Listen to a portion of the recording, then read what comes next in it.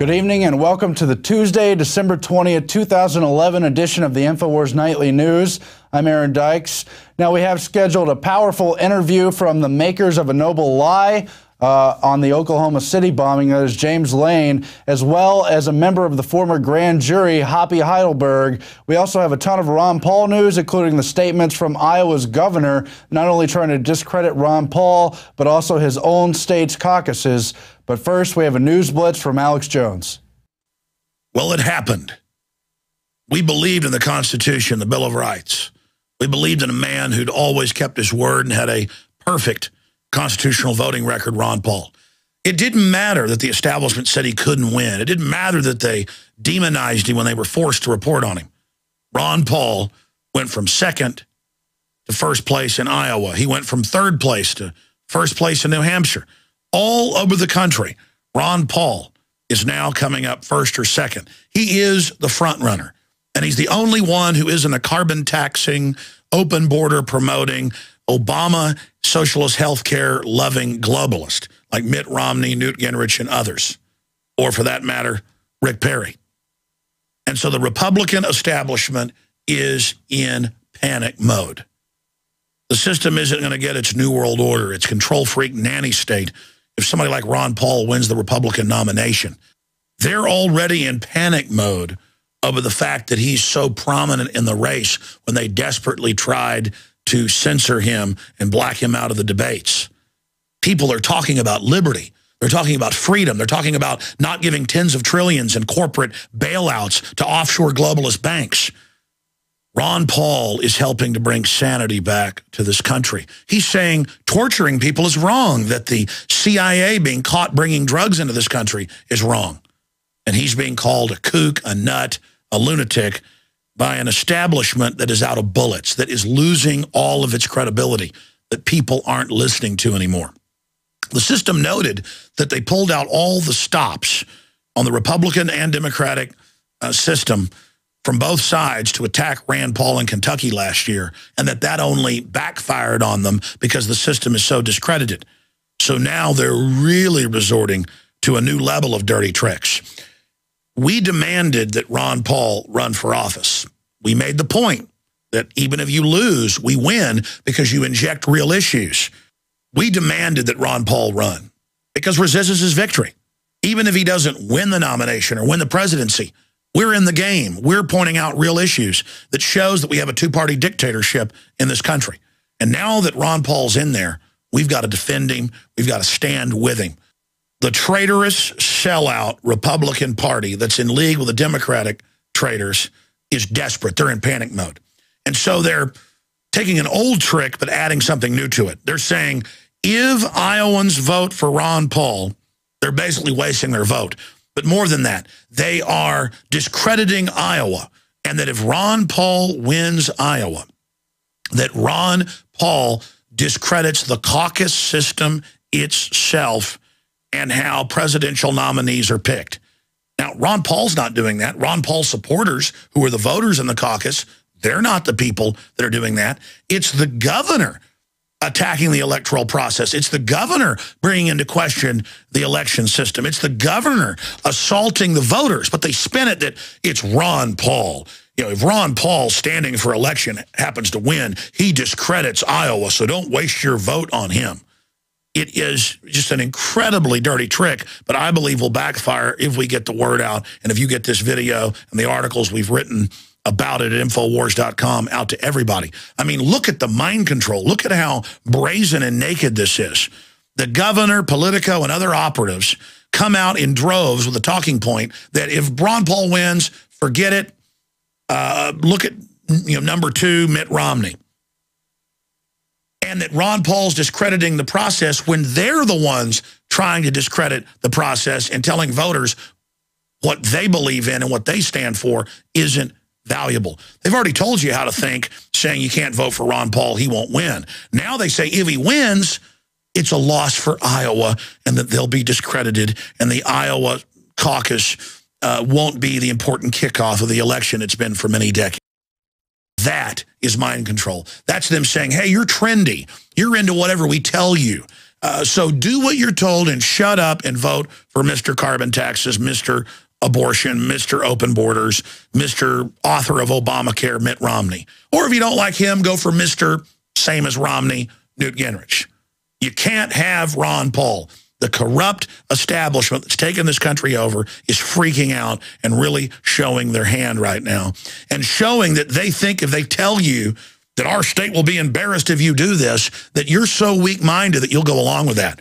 I want everybody to get this special news report from Infowars Nightly News that I'm breaking down right now and get it out to everybody you know because they are scared of him. I mean, here's one of the headlines out of Politico. Will Ron Paul kill the caucuses? And it goes on to say that he's a threat to the state's cherished kickoff status. And if he wins, they're discredited. They think you're a bunch of mindless people who just do whatever you think is popular.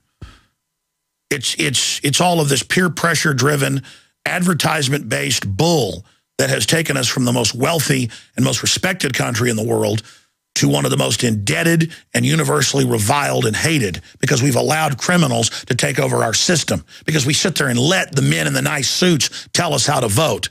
It is incredible. So get these articles and this video out to everyone you know and point out the arrogance and hubris of the Republican Party that is so scared of Ron Paul. As I told Politico and other publications when Rand Paul was running, I said, don't you get it? The more you demonize him, the more dirt you try to dig up, the more crap you make up, the higher his poll numbers go. And they're doing the same thing with Ron Paul. Now, in closing, the anonymous group says they're going to hack things because they're mad at Ron Paul. That's the feds. But the feds are going to come in and try to oversee it now. So, of course, they can then claim that the hack threw confusion into the vote. So they say Ron Paul won, but is it true? They're doing anything they can to engage in mind control and manipulation. But if you're aware of it, and if you understand the type of staged events they pull off, their power over all of us is broken. Break the trance. Now, continuing with tonight's news report, I want to get into the nanny state because just today I saw this stack of articles in front of me. Every day I see these type of reports and I've almost become numb to it. We cannot let ourselves become numb to it. Remember when they said that they were going to have trash inspectors, that it wasn't going to be associated with fines a few years ago, even though they'd done that in Europe? And even though the company setting it up said that that was part of the model. Look at this headline out of My Fox. Public Works defends fine for not recycling cat litter, $2,000 fine. And what are they doing? They're digging through your trash. Continuing, here is another one. This is out of Queens. Trash can tickets in Queens. They say a little-known law that you have to put your trash cans out at an exact time. Well, residents found that if they put their trash can out 30 minutes early before it's supposed to be out, you put it out when the man says so, they're given a $100 fine. But if you do it a second time, well, it goes up to $1,000. So you'll put your trash can out when your government master says so. Here's another one. Regulators seek ban of cell phone use in cars, even hands-free. Wall Street Journal. Hands-free is completely safe. But they're saying they're going to track with government systems your cell phone use. The police are going to have scanners. And so if they find if your cell phone's in use in the car, why, then you're going to get a big fine. It's all about revenue generation. But remember, as they raise more and more taxes and more revenue, notice everything's falling apart, less and less services, because we're going into austerity. Under the globalist model, they want to destroy us economically. It's in the IMF and World Bank documents that came out in the BBC in 2002. They want to destroy the economy, and they're shutting it down. And no amount of new taxes will ever pay off all these fake debts. It's designed to shut down the economy. It's a monopoly implosion program, just like we see happening in Europe right now. Now, finally, I have this article that a listener mailed us, and you can look at it online and pull it up as well from the Boston newspapers. Lynn woman charged over feeding ducks at park. AP reports an 80-year-old Lynn woman was criminally charged Wednesday because she refuses to stop feeding flocks of ducks and geese that officials, not servants, but officials, say are littering a pond and park with waste. And again, they've always got good reasons for this. Hey, when a cop pulled me over and wanted to check my window tint, I looked at him and I said, you know, MF Global has stolen billions of people's private accounts and won't get in trouble. I said, the government puts sodium fluoride in the water they admit gives you a 7-fold increase in cancer. I said, the government's getting rid of laws so they can put military on the streets. There's all these huge crimes, but all you're allowed to do is run around and raise revenue. And that's what's disgusting about this. This whole system, this whole nanny state is about making us feel like we're criminals. It's about teaching us to line up and be groped by the TSA in airports and now on highways and watch our children be groped. It's about the general public who's not criminal learning how to be a perp, learning how to be treated like a criminal, learning that we've got something to prove to the state and all of us are suspects until proven slaves, not guilty until proven innocent. We've gone beyond guilty until proven innocent. We are slaves here to be taught that we're guilty. We're being taught and conditioned that we're scum and trash and are always guilty and that only government can be trusted. Only government is our loving mommy and daddy. The globalists, the social engineers, the control freaks, in their own admissions, want to implode society to make us all dependent on them so they can socially engineer us in their image. They must be met with truth. They must be met with courage. They must be faced down because they know that we're waking up. And so they're accelerating their program. And incredible tyranny is now upon us. Last night, we broke the report that not only did Halliburton subsidiary KBR get the master contract to now prepare the subcontractors to man the camps. They've built them. Now they're getting ready to man them. But now we've gotten the master federal bid when they put it out to companies and have direct links to it on homelandsecurity.gov website. And still, the mainstream media won't touch this. And they're not going to come grab you and take you to a camp and blow your head off day one. No. They're going to sell the camps. We know this from the Model States Health Emergency Powers Act, the Emergency Centers Establishment Act, that it's going to be for the collapse for poor people. And then there'll be security problems, and there'll be brigs where the bad people go. That's in all these documents, and they've built them all over the country. People say, why would they want to wreck the economy? Don't they want to make money? The elites issue the money. They control unlimited money through Ponzi schemes, but they've got to have tyranny in place to make sure you accept their fraud. That's like asking, why did Kim Jong-il of North Korea, not care about millions of his people starving every few years? It was a form of domination. The sickos that run that country enjoy what they're doing. To people like Hitler and Stalin and Mao, death and destruction is enjoyable because it presses on the nerve of power. They get off on it. And it's only when good people do nothing that these evil people can get away with it. You know the old famous founding father Thomas Jefferson quote, evil men and tyrants flourish when good men and women do nothing.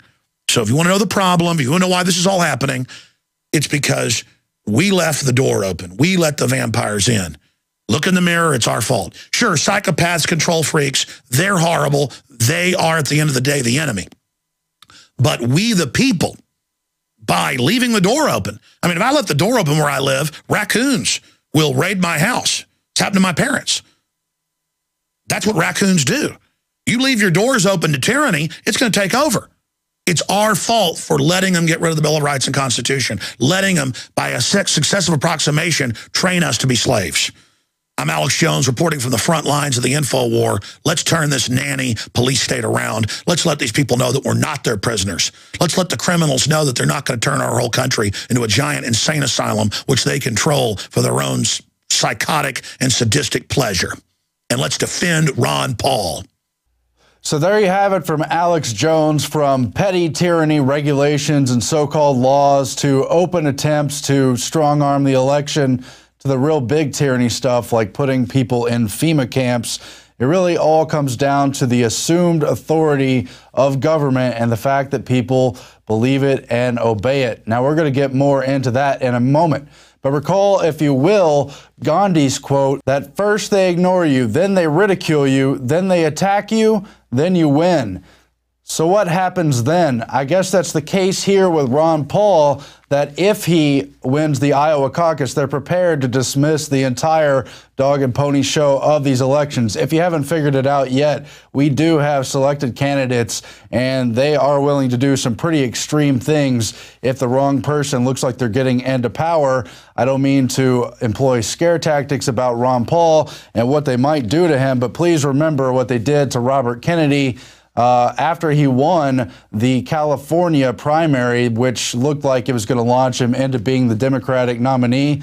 Well, they killed him within minutes, and it wasn't some patsy who couldn't fire that many shots all at once. But getting into detail of that, we have Politico's article, Will Ron Paul Kill the Caucuses? That's an article from Jonathan Martin and Alexander Burns. Talks about how conservatives and Republican elites in the state are divided over who to support for the GOP nomination, but they almost uniformly express concern over the prospect that Ron Paul and his army of activist supporters may capture the state's 2012 nominating contest, an outcome many fear would do irreparable harm to the future role of the first in the nation caucuses. In spin rooms, bar rooms, and online forums, the what to do about Paul conversation has become pervasive as polls show him at or near the top just weeks before the January 3rd vote. Paul poses an existential threat to the state's cherished kickoff status, say those Republicans, because he has little chance to win the GOP nomination and would offer the best evidence yet that the caucuses reward candidates who are unrepresentative of the broader party. It would make the caucuses mostly irrelevant, if not entirely irrelevant, said Becky Beach, a longtime Iowa Republican who helped Presidents Bush 41 and Bush 43 here in Iowa. It would have a very damaging effect because I don't think he could be elected president, and both Iowa and national Republicans wouldn't think he represents the will of voters. So, in other words, if the actual electorate in an actual vote don't believe what they've been force-fed from the mainstream media and the rest of it, somehow it doesn't count. Somehow they're going to push for the other candidates anyway. You saw that today with the Iowa governor. We'll get to him in just a moment. You also have Political's Ben Smith blog from 4 days ago, written by Dylan Byers. One thing is for certain, says an article titled, Ron Paul, Enemy of Iowa. One thing is for certain, Deese writes, if a candidate with Ron Paul's foreign policy views wins the Iowa caucuses, that will be the final nail in Iowa's first in nation status. Like it or not, the media and Republican Party itself will simply discredit the results and start the process over in New Hampshire. However, public policy polling has real numbers that show there's an actual legitimate statistical argument that Ron Paul would be the strongest GOP candidate against Obama, period. PPP tweeted, the reason Romney usually does better versus Obama than Paul overall is many GOP voters say they're still undecided in Obama versus Paul.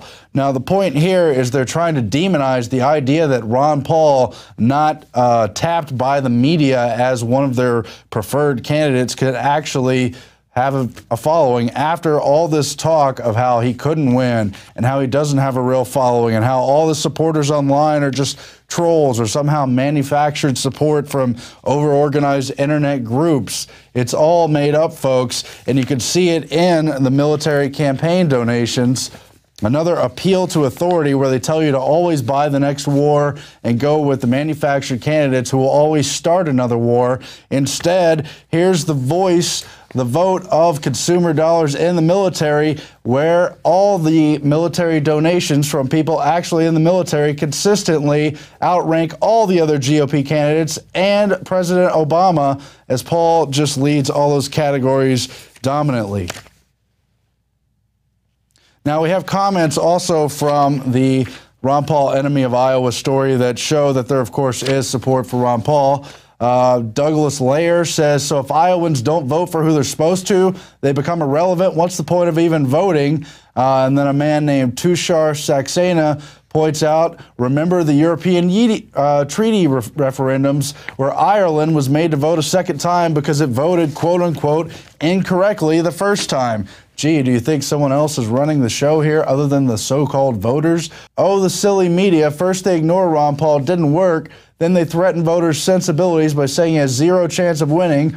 That didn't work. Now they say vote for your favorite candidate and will make your entire state irrelevant. Maybe the media should threaten to stop broadcasting and publishing in Iowa if one of the media's preferred candidates doesn't win.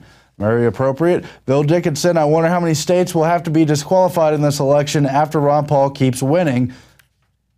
And it goes on and on from there. I used to support Fox News, but I realized how biased they are. I've seen the bias against Ron Paul and instead choose to prop up shoddy candidates like Newt and the flip-flopping Romney. The loony Michelle shows they are not looking for the best match against Obama, but the weakest of the bunch. But of course, it's not just Fox News. It's also the other side of the two-coin controlled left-right paradigm. We were watching MSNBC earlier as people on the Chris Matthews show and other programs were also bashing Ron Paul and saying how terrible it would be if he actually won the Iowa caucuses. So what is the point of voting? These commenters are right if they're just going to bring out the whole party machine to tell everyone what to do. The founders, of course, warned about the negative influence of political parties, of the factions, should they rise to power. Now they're practically running the whole show. They not only select who we're supposed to vote for, but they try to shut out if someone outside of that party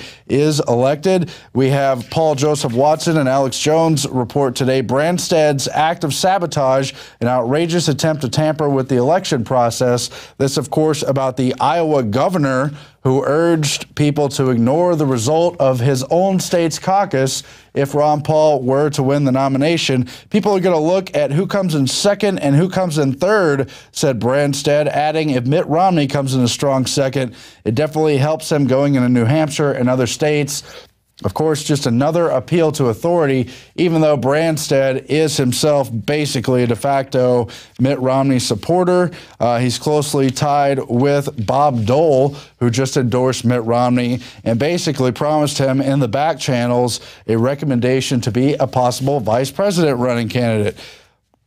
Just totally ridiculous. Why do people obey authority? Well, we wanted to highlight something that applies across the board, a study that was actually conducted to find out why people obeyed Nazi orders to exterminate people in camps, the Milgram experiment from 1961, but it just generally shows why people obey authority in the first place. It was conducted by the Yale University psychologist Stanley Milgram. It was a mock memory study where they had a punishment syndrome. They told the survey participants it would help people remember answers better in a memory test. But of course, it was really to find out if people would obey orders to electrocute in the experiment. Now, it was all mock. They didn't actually electrocute people, but it goes to show that they would obey the person running the experiment who told them to go ahead with the shocks. Now, we have a few clips from that experiment now. Let's go to the first one. When I learn of incidents such as the massacre of millions of men, women, and children perpetrated by the Nazis in World War II, how is it possible, I ask myself, that ordinary people, who are courteous and decent in everyday life, can act callously, inhumanely, without any limitations of conscience? What is there in human nature that allows an individual to act without any restraints whatsoever? It was the issue of authority. Under what conditions would a person obey authority who commanded actions that went against conscience? These are exactly the questions that I wanted to investigate at Yale University.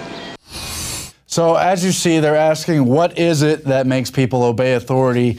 And of course, they found out it's basically just that people are willing guinea pigs for anything a so-called authority in a lab coat or a state government authority suit will tell them to do. Let's go to another clip now.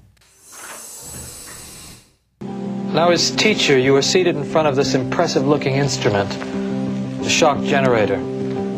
Its essential feature is a line of switches that goes from 15 volts to 450 volts, and a set of verbal designations that goes from slight shock to moderate shock, strong shock, very strong shock, intense shock, extreme intensity shock, and finally XXX, danger severe shock. If he gets each answer correctly, fine, you move on to the next pair. But if he makes a mistake, you are instructed to give him an electric shock, starting with 15 volts, and you increase the shock one step on each error. Incorrect. 150 volts. sad face. That's all. Get me out of here. I told you I had heart trouble. But I wouldn't go on if I thought he was being harmed. Now this man makes disobedience seem a very rational and simple deed. Now other subjects respond quite differently to the experimenter's authority. Wrong. It's hair. 75 volts, Jim. Oh. You don't know. Please continue. 150 volts. Oh. Experimenter. That's all. Get me out of here.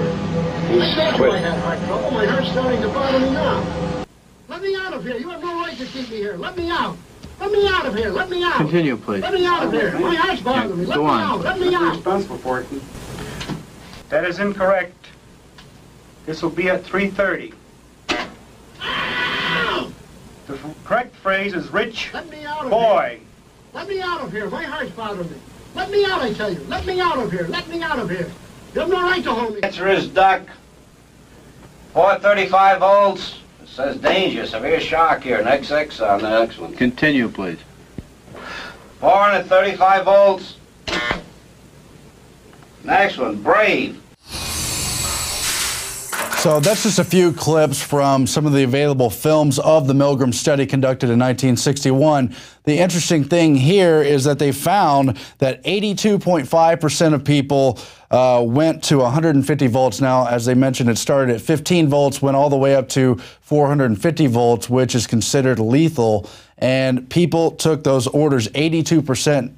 More than 4 out of 5 at the 150 volt level, at which they first issued the cry of pain. They pre-recorded the cries of pain because it wasn't a real electrocution for each participant. Now, while a few people refused, they still found that of the 82.5% who went to 150 volts and continued, 79% of those, another 4 out of 5, went all the way to the lethal end of the line, 450 volts, obeying the authority. You heard some of the clips in there where the experimenter tells them, go ahead.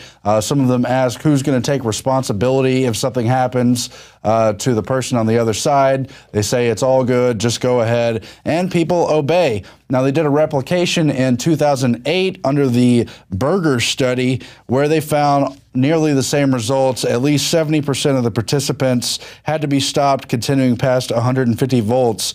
For some reason, they decided not to mimic the exact experiment, but it still brings into light that people obey orders. It's very similar, in fact, to what Aldous Huxley said in one of his last speeches, the Ultimate Revolution speech at Berkeley, and other similar speeches in his book, Brave New World Revisited, that really only at most about 20% of people are capable of independent thought. The rest either can't think for themselves at all statistically or tend to obey orders, while there is some gray area there. Now, there's another experiment on obedience to authority. It was conducted almost a decade later in 1971 at Stanford University. That is the Stanford Prison Experiment conducted by Philip G. Zimbardo. I want to read his introduction. Welcome to the Stanford Prison Experiment website. It features an extensive slideshow of the information about the classic psychology experiment, including parallels with the abuse of prisoners at Abu Ghraib. What happens when you put good people in an evil place? Does humanity win over evil, or does evil triumph? These are some of the questions we pose in the dramatic simulation of prison life conducted in the summer of '71 at Stanford University. They planned a 2-week investigation into the psychology of prison life, but it had to end prematurely after only 6 days because the guards became sadistic and the prisoners became depressed and showed signs of extreme stress. Let's go to the first of those clips now. I had really thought that I was incapable of this kind of behavior. I was surprised, I was dismayed to find out that I could really be a... Because it was a prison to me. It still is a prison to me. I don't look on it as an experiment or a simulation. It was just a prison that was run by psychologists instead of run by the state. I began to feel that identity, that the person that I was that had decided to go to prison was distant from me, was remote, until finally I wasn't that. I was 416. I was really my number. And you're certainly not the same person as if you were in street clothes and in a different role. You really become that person. Once you put on that khaki uniform, you put on the glasses, you take the nightstick, and you act the part. So there you have it from the documentary Quiet Rage, made with Philip Zimbardo and other participants of the experiment, and how just participating in those roles worked a long way to strip their actual identity, got them to participate in the authority that's taking place. Now let's go to the next clip. At dinner, prisoner 416 refused to eat his sausages left over from lunch. 416, it means something to me now. The number is a source of pride, like a name. It's important to me that I'm 416. Get in that closet then. He was thrown into the hole and ordered to hold the sausages in his hands. The guards threatened to cancel Thursday's visiting hour for all prisoners if 416 did not eat his sausages. 416 refused again. The guards then channeled the frustration of the other prisoners by having them express their anger directly at 416, who was in the hole. Thank you, 416. Not one of the prisoners protested the harshness and cruelty of the count. Before lights out, 416 was again put in the hole because he refused to eat his sausages, now filthy from being thrown all over the floor. John Wayne made a final attempt to get 416 to submit by setting the other prisoners against him. Now, if 416 does not want to eat his sausages, then you can give me the blankets and sleep on the bare mattress, or you can keep your blankets and 416 will stay in another day. Now, what will it be? I'll keep my blankets.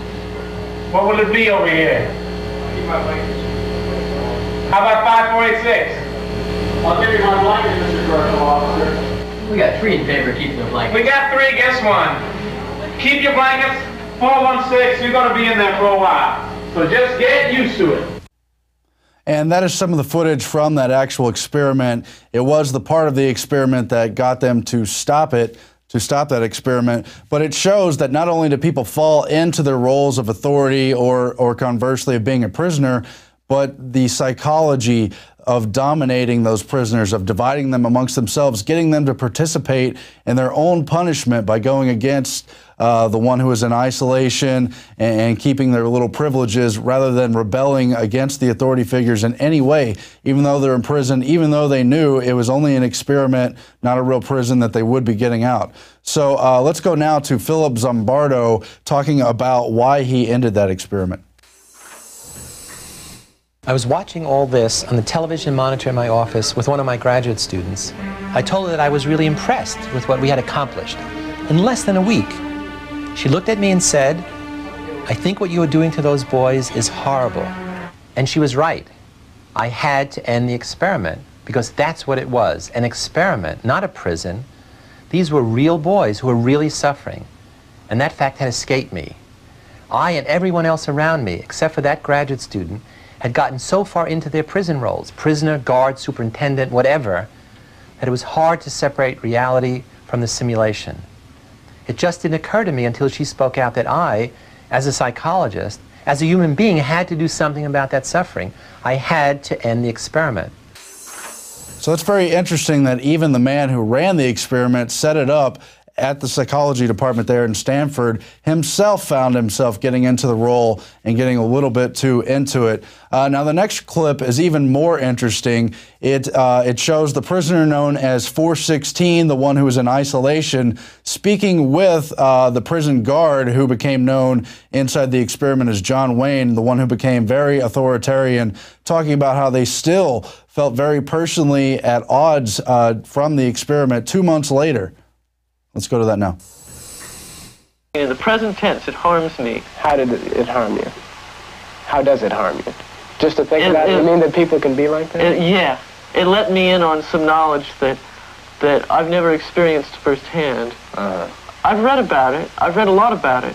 But I've never experienced it firsthand. I've never seen someone turn that way. And I know you're a nice guy.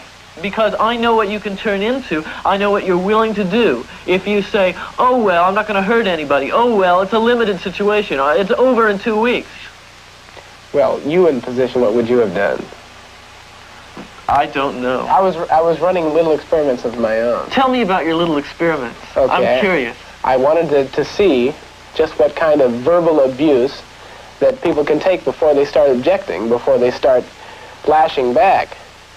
Yeah. Under the circumstances, and it surprised me that no one said anything to stop me. No one said, Carmen, you can't say those things to me. Those things are sick. Nobody said that. They just accepted what I said. I said, you know, go tell that man to the face he's the scum of the earth, and they'd do it without question. They'd do push-ups without question. They'd sit in the hole. They'd abuse each other. And here they're supposed to have a little bit, they're supposed to be together as a unit in jail, but here they're abusing each other because I requested them to, and no one questioned my authority at all. So what's going on here is not only the issue of whether or not people obey authority when in a certain situation or context, but it really relates to the larger problem of an overall rise in state power and what they consider, if you study logical fallacy, to be a logical fallacy, which is appeal to authority. We've gone from 1776, when people like Thomas Jefferson tried to make the state seal motto, resistance to tyrants is obedience to God, or the alternate version, rebellion to tyrants is obedience to God, to the period where people like Hitler quoted Romans 13 out of context to say that obeying authority is obeying God. Now, I want to bring up this right here, The Technological Society by Jacques Ellul. He's a French commentator, very similar to Sir Bertrand Russell, and he writes about this overall rise in power of technological technique, which falls to the state almost by default. The state has come to be dominant in many ways.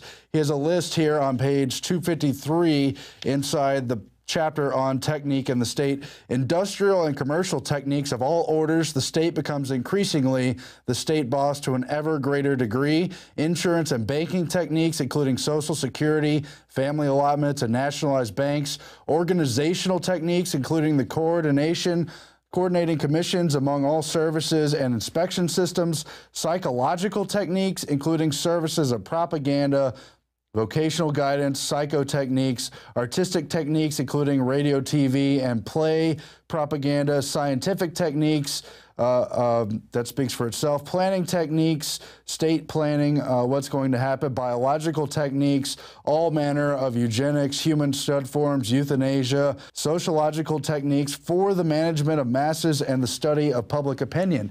So the rise of technology has coordinated with the rise in state power, and among the things you see in these kind of naked experiments of obeying authority, stuff that parallels what happened in the Holocaust, is a larger tendency to obey the state as a general authority for the masses to believe that they do have your best interest at heart. Somehow, I hope we can sound a warning by opening back up the chapter of 1776 and keeping people from continuing to simply obey.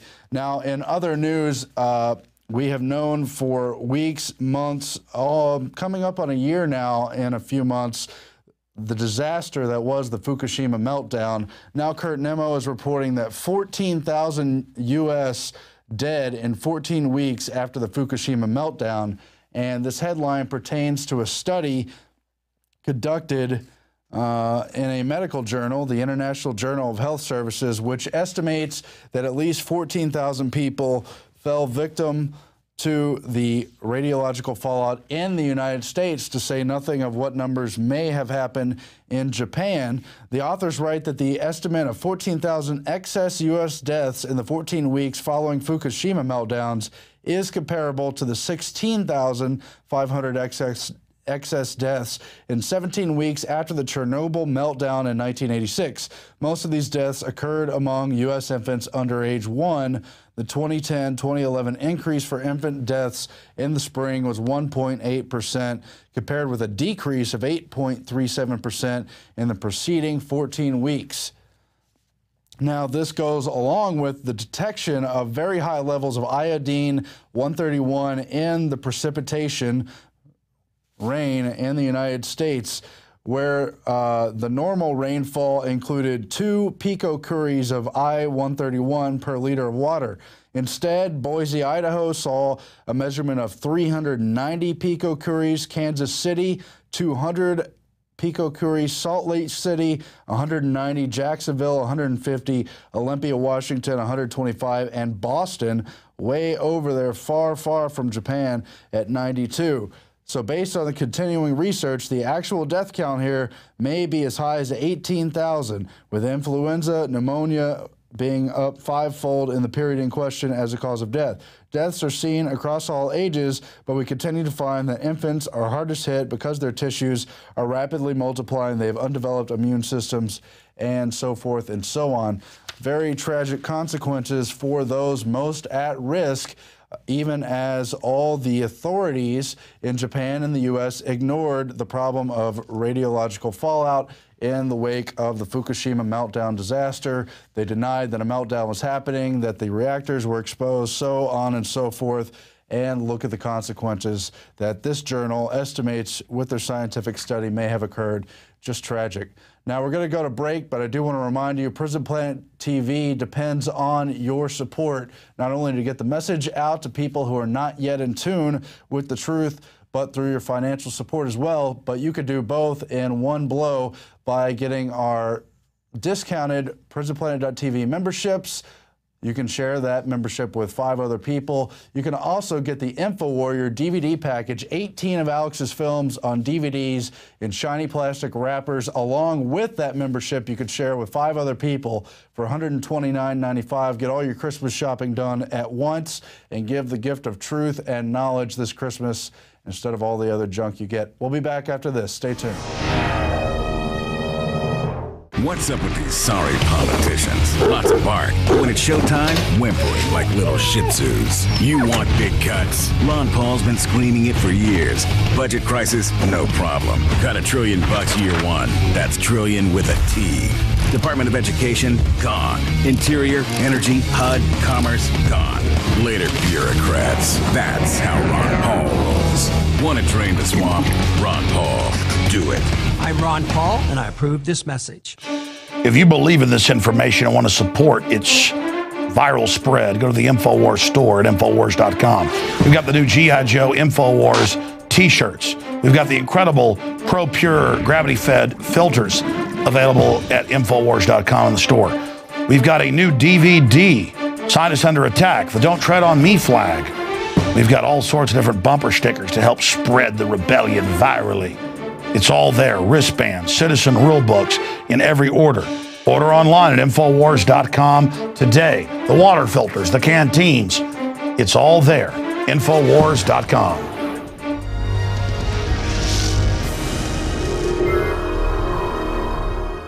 Now we are back from break on the Infowars Nightly News. As I mentioned, we do have coming up a very powerful interview with one of the filmmakers for A Noble Lie, as well as a member of the grand jury that investigated the Oklahoma City bombing. That, of course, is Hoppy Heidelberg. But first, a look at the situation in Syria.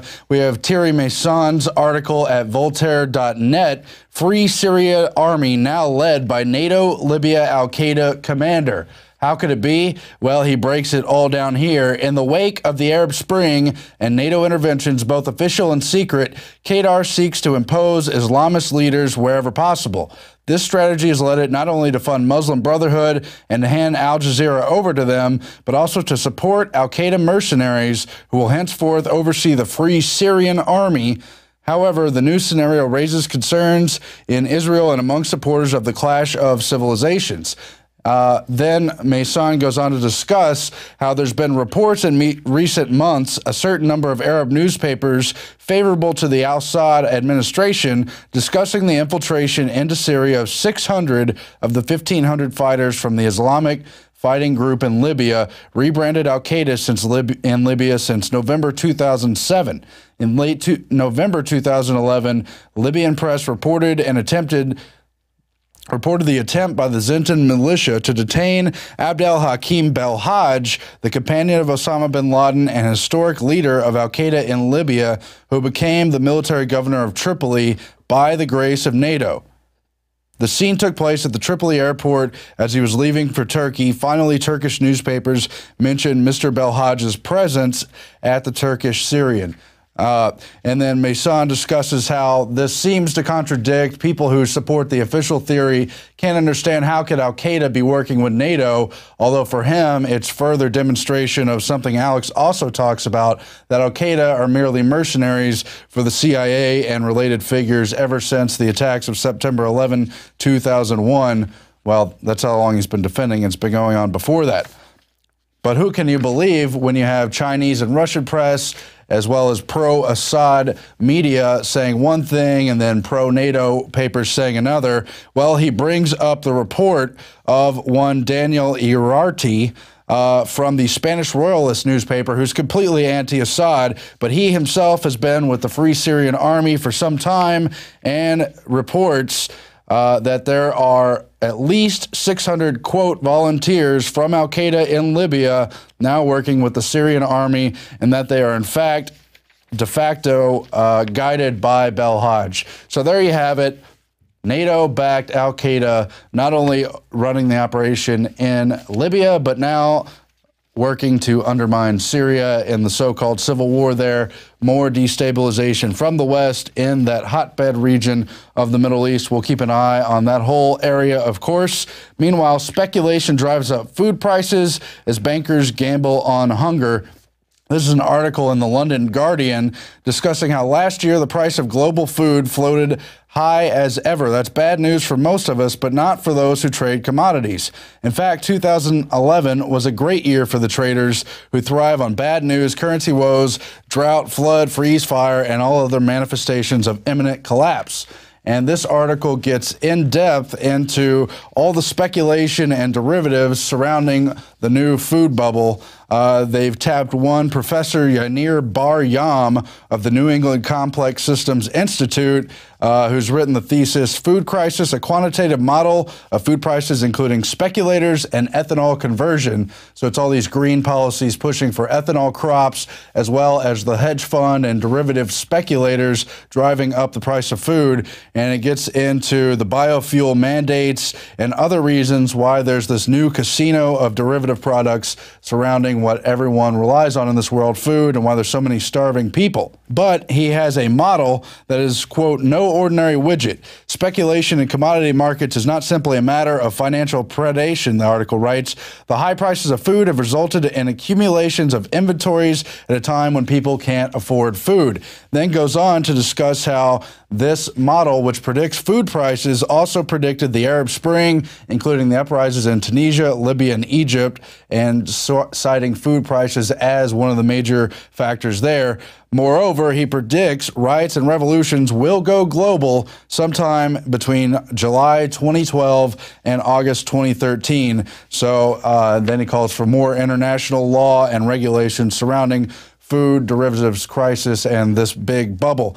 Kind of a problem on both sides, because we don't want more international law guiding us, but of course we want people to be able to eat. I should point out that this entire Guardian blog was officially sponsored by the Bill and Melinda Gates Foundation, the Poverty Matters blog. So I wouldn't exactly call that unbiased journalism, but of course it is an issue. It's something that Lord Monckton and even people like Steve Shank with eFoods have talked about in depth, and they've only been proven right that they're driving up the food prices for really all the wrong reasons. Not because of actual food supply that tell us that the population is overrunning the food. No, it's because of these crazy green biofuel products and just the speculation. Anyway, switching gears as we get ready for this really big, incredible Oklahoma City bombing interview, we wanted to bring up why Oklahoma is still important, and that is because the globalists will do it again. They've been waiting for the right time, and we're in this storm of political dissent. They're looking to crack down on this country and all of it. And even people like Glenn Beck, who've cast total doubt on 9/11 truthers and all the rest of it, have raised the possibility that the administration, Obama administration, or the Democrats, or for that matter, Glenn, anyone on the Republican side, would be willing to stage another Oklahoma City bombing to drive home a political agenda and blame their political enemies. Let's play that clip now. How can the left win the country? Watch. cabinets don't really sell things. The president himself has to reconnect with the people. Remember, President Clinton reconnected through Oklahoma, right? And the president right now, he seems removed. And it wasn't until that speech that he clicked with the American public. Obama needs a similar kind. You think words will work for? Obama needs a similar kind of event. Oh, like Oklahoma City. I will be the guy who causes the next Oklahoma City. This is in a letter, an appeal to advertisers of Fox. Dear Fox advertisers, read this part of it. No one, left, right, center, wants to see another Oklahoma City. The next assassin may succeed. If so, there will be blood on many hands. They are setting up another Oklahoma City. They are claiming that one is coming, and they've already marked the one who caused it. I will be the guy who causes the next Oklahoma City. So what we're saying here is that there's a perfect storm of blaming domestic extremists, blaming patriots, blaming anyone who's outside of the left-right paradigm. And whereas the globalists would love to stage another event, seize more power, and corral the country back into their narrow paradigm of spectrum of thought, they will also blame anyone working outside of that spectrum, even a puppet speaker like Glenn Beck, if they can, in order to drive home that agenda and diffuse any dissenters who have a significant voice. You better believe Alex Jones is at the very top of that list, as well as so many other great alternative news researchers. Now, we do have that Oklahoma City interview coming up, but first we want to play a few clips from A Noble Lie, an incredible film that covers so much of that very big lie, that total false flag in 1995, which was really just a precursor for the big one, 9/11. Let's play now clips from Hoppy Heidelberg, who we have joining us in just a few moments. Let's play the first one. It was just too important to the American people to know what happened there for me to keep quiet, because nobody else was going to speak up. The other grand jurors were petrified because they observed on a daily basis the kind of intimidation tactics that were used by the Department of Justice attorneys to attempt to keep me under control. And when they found out about the FBI visits to my home, I really shook them up. Now they're even scared to talk to me in the men's room. And mostly it was a John Doe 2 thing, because as you remember, it was the greatest manhunt there's ever been. And then all of a sudden, hey, he doesn't even exist. If he doesn't exist, what was the deal about the manhunt? I mean, things like that. That was continually coming out.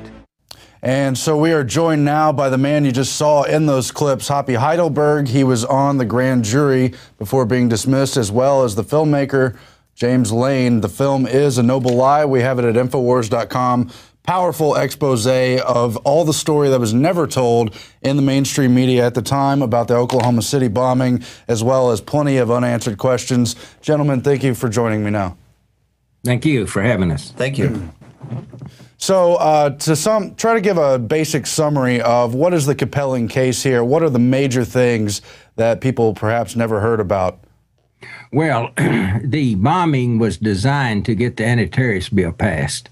The anti-terrorist bill had been written and was before Congress in 93, but they couldn't get it passed. Well, it was in 92, actually. And so in 93, they had the World Trade Center, the first World Trade Center bombing. And had it been successful, they would have been able to get the anti-terrorist bill passed, but it was not successful.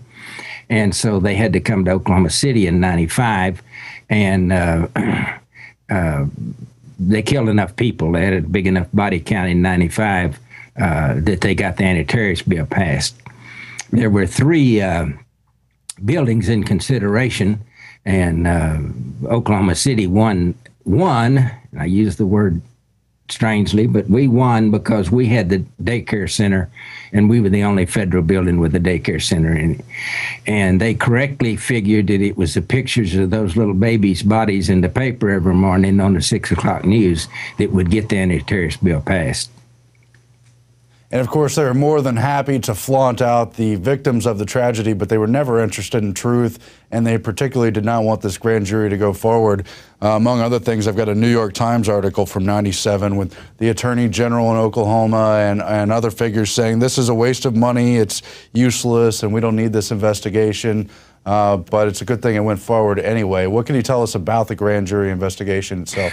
Well, there's actually 2 grand jury investigations. I served on the federal grand jury investigation that happened in '95, and then Charles Key had a multi-county grand jury seated a year or 2 later.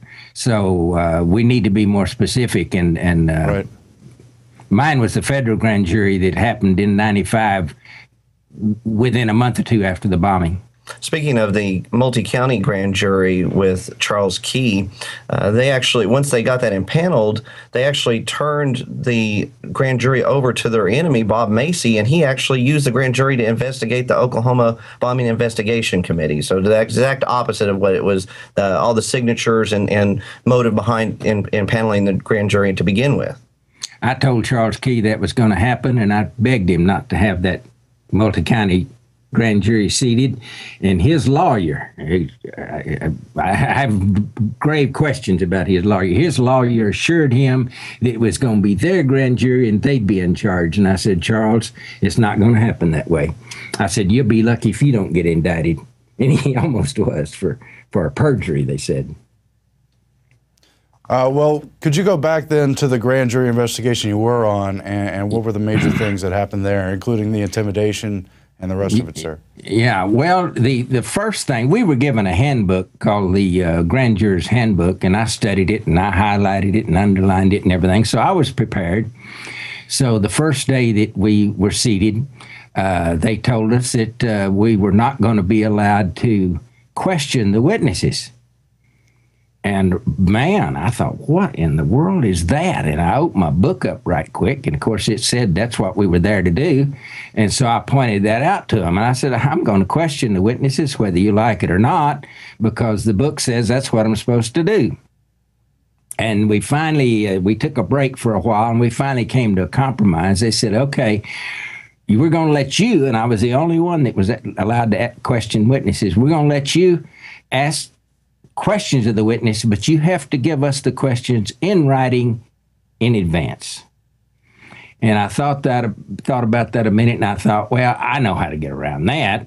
I'll give them one question, and then after that question's answered, depending on the answer, I'll go to my next question. And I'm not going to give them all the question I'm going to ask, because how can I? I don't know what I'm going to ask until I get the answer to the first question. And so I got around that. But it turned out it didn't really matter. There were no witnesses that they called that knew anything about the bombing. Not a thing. It was the same thing that the FBI did. You know, they've got mountains and mountains of 302s where they said, look at all the investigation that we've done, but they never asked the important people the important questions. It was just to build a mountain of paperwork to say that, oh, they had done their job. But all the people, and I can't tell you who testified and what they actually testified to, because that's not right. But the people they called to testify was somebody that had seen Tim McVeigh at a gun show years earlier. I mean, that's not relevant at all. In fact, not a one of the witnesses that they called to the grand jury was actually relevant to the bombing. It was just amazing. It was just a dog and pony show. Shows how the judicial branch has been compromised. I mean, they were complicit in pushing forward the official cover-up story. Well, what are the major smoking guns that independent investigators have discovered over the years? Who do we know that was involved other than the 2 accused, and other breaking evidence you can give us? Well, of course, it was an inside job to get the legislation passed. Some of the things that we have learned since is I've learned to calculate the decline in blast pressure with distance, so that I can prove beyond a shadow of a doubt that there was no ammonium nitrate bomb exploded there. And even if there were, there's not possible that it could have done any damage, because the government reported that the size of the bomb would have generated 500,000 pounds per square inch of pressure, which sounds like a lot, and is a lot. And of course, I was never allowed to have structural engineers come in and tell me how strong the columns inside the building were designed to be. I found out much later that they were designed to withstand 3,500 pounds per square inch of pressure. Well, it sounds like on the face that 500,000 wouldn't have any trouble taking out 3,500. But the problem comes in is when you go to calculating the decline in pressure with distance. In the formula, you have blast pressure over the distance cubed. Well, we used 10. It may have been 12. I didn't actually measure the width of the sidewalk down there. But when I got to it, I mean, they tore all that out. There's no sidewalk anymore. But I'm familiar with the building, and it was at least 10 feet, could have been 12 feet to the nearest column. So we'll use 10 because that's easy to calculate. And you put BP for blast pressure over 10 times 10 times 10. That's 10. That's distance cubed. And you multiply that out, 10 times 10 times time, and you end up with 1,000. 10 times 10 is 100, and 100 times 10 is 1,000. So you got 500,000 over 1,000.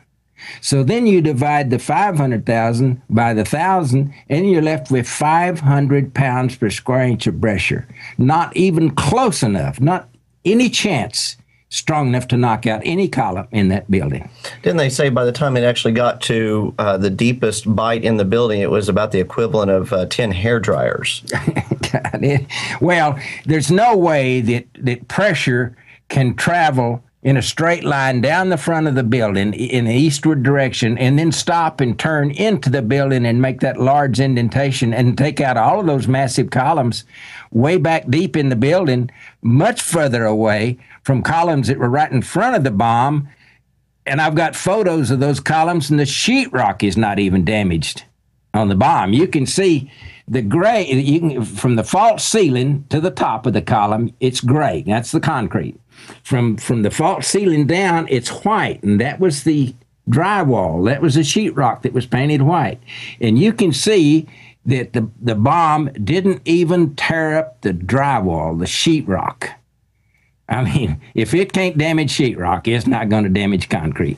And in the documentary, we show the actual photographs of this. Columns that were closer to the bomb still has the sheetrock on, and we've got the photographs. Columns farther away were supposedly destroyed by this, this truck bomb with ammonium nitrate and fuel oil. We've got street interviews where people, that day were talking about the additional ordnance that were removed from the building, disarmed. We got people from the military talking about a second larger device being disarmed, the day of later in the day of April 19th. General Parton, his report shows where the additional ordnance would have to be placed to create the damage pattern that we see at the Murrah building. The biggest bite in the building is offset from the crater. And again, the crater was much smaller than what the official report says. But it would have had to have gone forward and taken a right-hand turn. It's like the magic bomb. It's like the magic bullet, And, of course, the film is A Noble Lie, which I think is a great title. It brings up 9/11 as well, where obviously physics is not what they're interested. They're interested in the emotional perception of this great tragedy. And so, of course, the media cover-up is a large part of this whole lie. Could you get into some of that and what you saw with the local media as well as the national media? Well, of course, it started out with the media telling the truth, but that didn't last 24 hours. Then they changed everything. The only media that continued to tell the truth was Channel 4, a TV station, K4 TV station. It told the truth so strongly that it was purchased by the New York Times, and every employee with that station that was working on the Murrah building bombing was fired, and not only fired but blackballed, and have never been able to work in TV again. Another thing that we saw was Frank Keating's brother, Martin Keating, wrote a book, The Final Jihad, and the copyright date on this was actually originally 1994. The subsequent publications that came out, they changed the date to 1996. Well, why is that? Well, when you look at the characters in the book, it's about someone setting off a bomb in Oklahoma City by a federal building and being picked up by a state trooper. The character's name was Tom McVeigh. And with an original publication date of 1994, this really calls into question, what kind of foreknowledge that the governor's office had. I had an appointment with Martin Keating, and I drove all the way to Tulsa to interview him. And I spent the night there and got up the next morning. I had like a 10 o'clock appointment. And so when I called him to confirm my appointment and get directions, he told me that Frank had called him. Now, Frank Keating was the governor of Oklahoma at the time. Anyway, he said Frank had called him and told him that he couldn't talk to me. So I didn't get to talk to Martin. Later on, he said, oh, I didn't write that book till after the bombing. Well, I want to read you what his own publisher says right here on the right here on the front cover. I'll read it to you. The terrorist bombings in Oklahoma City and at the World Trade Center were only his first predictions. In other words, he predicted the 93 World Trade Center bombing. Now, in this declassified thriller, Keating tells what's next, and U.S. intelligence agents aren't calling it fiction. Inside the cover, it said, the final jihad is a prophetic blueprint, a warning of horrifying upcoming acts of terrorism targeted at the United States. It's a wake-up call no one should ignore. This book was written by the brother of the Oklahoma governor at the time, who had just been elected governor a few months before. He had been sent from Washington with sufficient funds to win the gubernatorial contest so that he could control the investigation of the bombing. Because even though it happened in Oklahoma, the Oklahoma State, the OSBI as we call them, Oklahoma State Bureau of Investigation, never investigated it. The Oklahoma City Police Department, who has jurisdiction, never investigated. Oklahoma County Sheriff's Department, which had jurisdiction, never investigated it. It was never investigated by anybody except the FBI. And I believe those are the same people that said Kennedy was killed by Lee Harvey Oswald. Talk more, if you could, about the intimidation threats against you, but then separately, the more broad intimidation threats against patriot groups, against third-party candidate supporters in this country, and the attempt to foretell another Oklahoma City-style bombing where they're just going to clamp down domestically more and more on this country, as we've seen in so many cases in the news.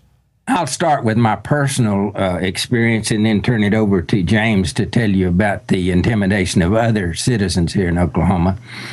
But the intimidation started the first day of our grand jury meeting.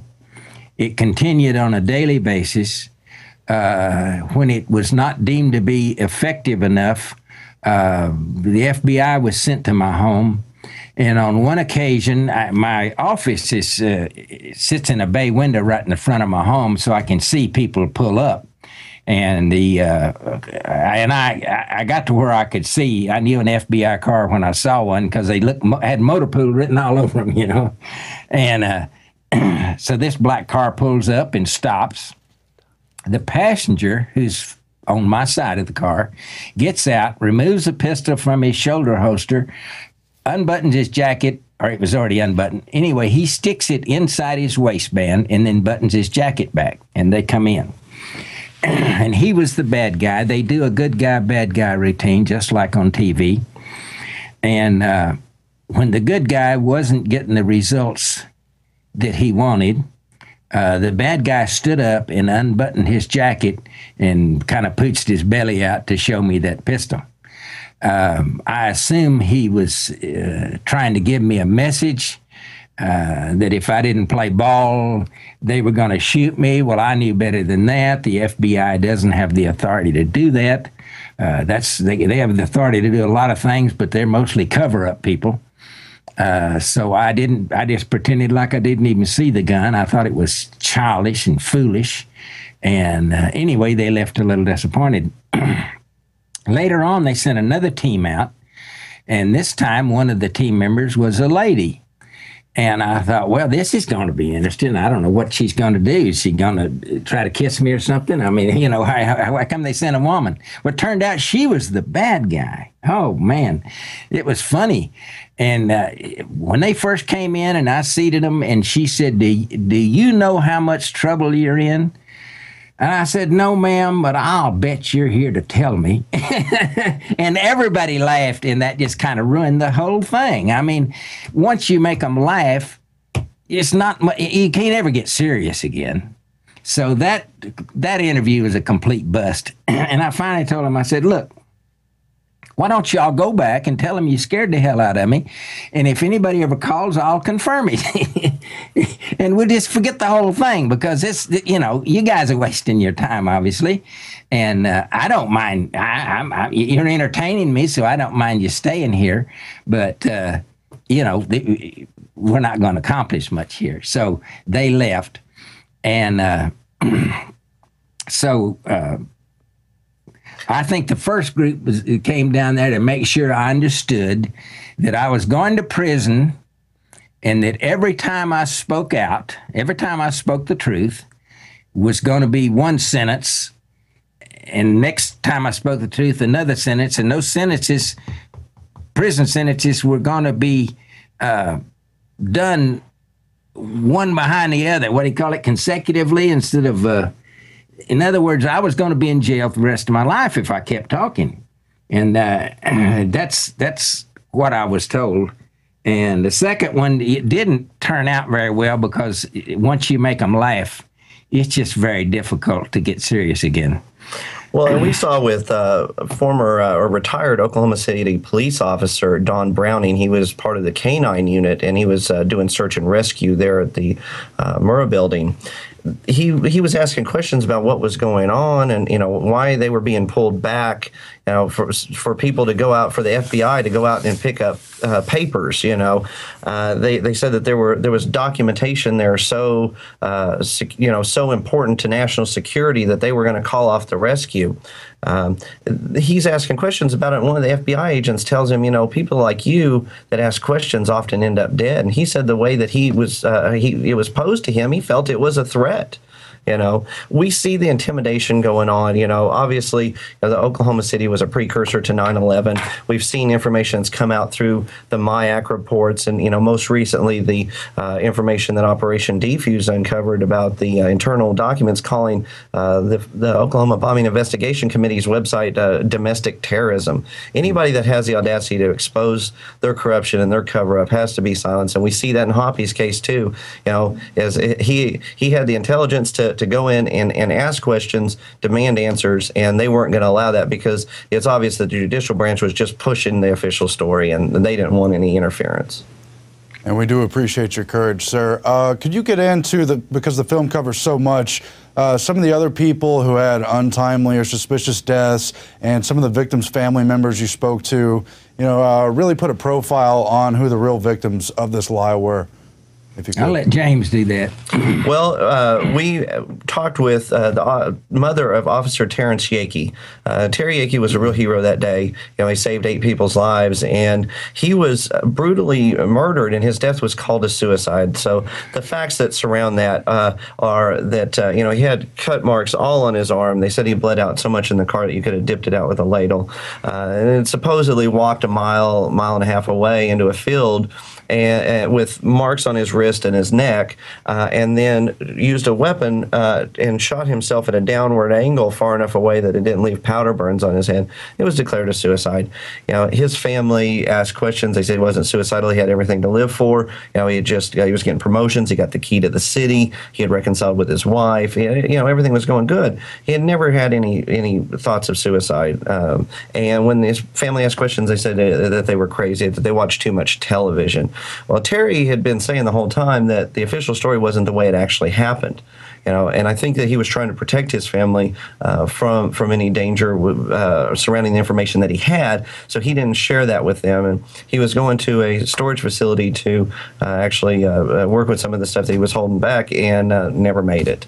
And so I think it was a message. It was a message of intimidation to anybody at the time, because after that, I mean, anybody else that knew anything about it was silenced, you know, or else, you know, you'll end up like Officer Yakey. There was a lot of intimidation along the way. I know that there were people that were involved with the investigation that have been threatened, and they just don't want the official story to be questioned until it's solidified in the public mind. Well, Terrence Yakey's partner, Dr. Chumley, was also also killed. You might go into that. Actually, Chumley and Yakey, I don't know the details of where they knew each other in advance. I've heard they did. But anyway, they brought some of the victims, I don't remember whether ATF or DEA, they brought them down there to Dr. Chumley to bandage up, but they weren't injured. And Chumley said, "Hell, I don't have time for this." Said, "These boys aren't hurt." And they said, "We need you to bandage them anyway." And he said, "Y'all get out of here. I'm not going to have anything to do with you." And supposedly, from what I've heard, Yakey was there and witnessed that. And from that point on, Yakey and the doctor, they rented him a lockbox, I think, in a bank at the town off from Oklahoma City, I forgot which one. And they went to putting together documents and photos and things like that because they both realized that this was a complete bogus operation, that it wasn't anything like what the government said. And so they apparently obtained all that documentation from Yakey before they killed him. And then it was some months later, I think, when Dr. Chumley's plane went down. Yes, sir. In closing, just as James and the other filmmakers are bringing this case back out into the light, you disclosed earlier on the radio you've got a medical issue and you're probably not going to be in the spotlight yourself. But what would you like to tell the world about the importance of this case and looking forward what it means for our country as other events are possible as they continue to try to clamp down on this country and put forward an evil agenda? If the American people are not willing to believe what I say and not willing to believe what they know beyond a doubt happened at 9/11 and know beyond a doubt that JFK wasn't killed by Lee Harvey Oswald, I mean, everybody understands that. If those people are not going to do anything, if they're going to sit idly by and pretend they don't know the truth and pretend they don't want to do anything, we're going to lose this country. That's a fact. My only hope is that God won't allow us to lose this country because he has an investment in it, but I don't know that for sure. And so I think he's our only chance because it looks like American people are not going to wake up and take any action. And Aaron, this is why it's important for the viewers to go out to the Infowars store, get a copy of the movie, share this with your friends and family, and expose the methodology of state terror. Take away their power to perpetuate false flag attacks for their own political ends. Hoppy, thank you for your courage, and to all the filmmakers of A Noble Lie. And they're right, if we don't fight back against this staged terror, they're going to continue to use it against us and enslave this country, try to pull the wool over impressionable people's eyes with more and more media lies. Of course, we do have that film, A Noble Lie, at the Infowars store. We also have a Christmas special right now at Prison Planet TV. You can get a big discount on a membership that you can share with 5 other friends, family members, whomever. You can give them the passcodes coming up this holiday. You can also get 18 DVDs, all in the shiny package with that yearly Prison Planet TV membership for $129.95. Excellent discounts, great way to give truth this Christmas and holiday season. And for the Infowars Nightly News, we thank you for joining us tonight. We'll be back again tomorrow.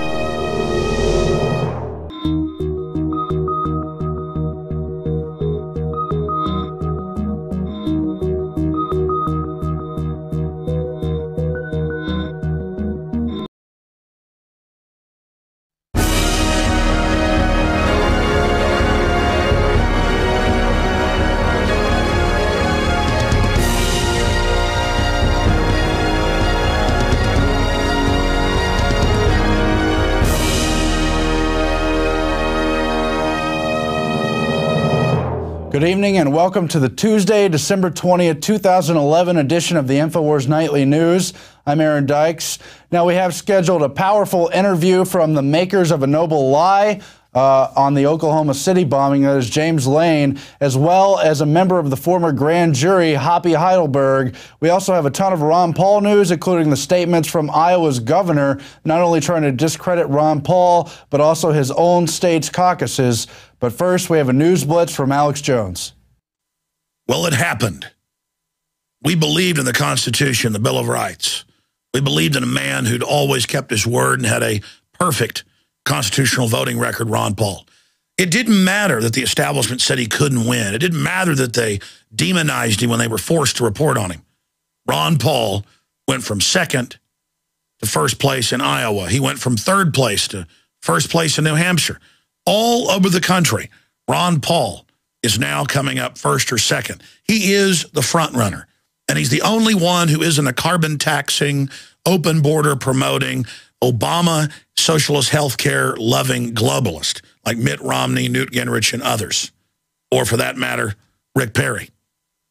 And so the Republican establishment is in panic mode. The system isn't going to get its new world order, its control freak nanny state, if somebody like Ron Paul wins the Republican nomination. They're already in panic mode over the fact that he's so prominent in the race when they desperately tried to censor him and black him out of the debates. People are talking about liberty. They're talking about freedom. They're talking about not giving tens of trillions in corporate bailouts to offshore globalist banks. Ron Paul is helping to bring sanity back to this country. He's saying torturing people is wrong, that the CIA being caught bringing drugs into this country is wrong. And he's being called a kook, a nut, a lunatic by an establishment that is out of bullets, that is losing all of its credibility, that people aren't listening to anymore. The system noted that they pulled out all the stops on the Republican and Democratic system from both sides to attack Rand Paul in Kentucky last year, and that only backfired on them because the system is so discredited. So now they're really resorting to a new level of dirty tricks. We demanded that Ron Paul run for office. We made the point that even if you lose, we win because you inject real issues. We demanded that Ron Paul run because resist is his victory. Even if he doesn't win the nomination or win the presidency, we're in the game. We're pointing out real issues that shows that we have a two-party dictatorship in this country. And now that Ron Paul's in there, we've got to defend him. We've got to stand with him.